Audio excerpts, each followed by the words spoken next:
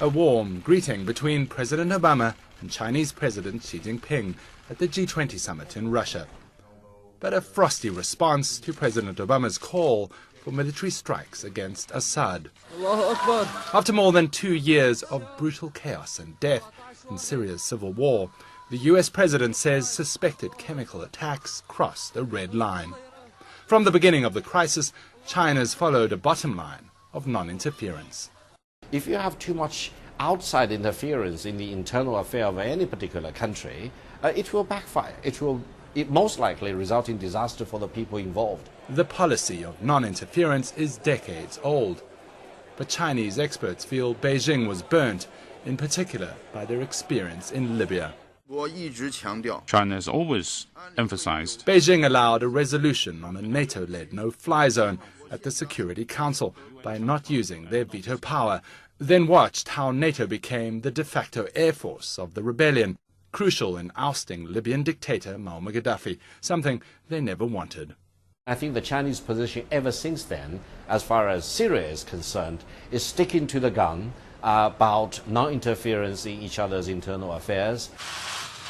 China and Russia have consistently vetoed any sanctions resolutions against the Syrian government.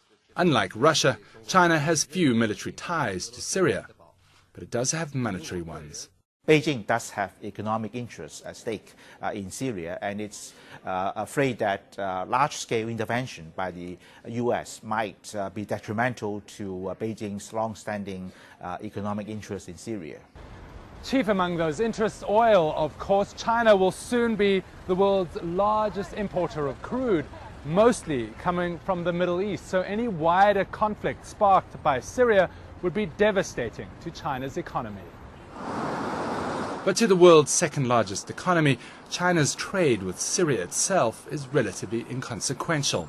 So much of their support for Assad could be symbolic. If Xi Jinping backed a strike against Assad by the US or anyone else, it would send the wrong message inside China for a party obsessed with maintaining power.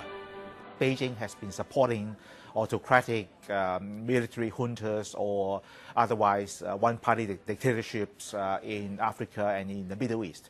So it's likely that it has some sympathy with similar autocratic authoritarian regimes around the world. For China's leaders, like many around the world, it's not the suffering of the Syrian people that moves them, but cold, calculating self-interest. David Mackenzie, CNN Beijing.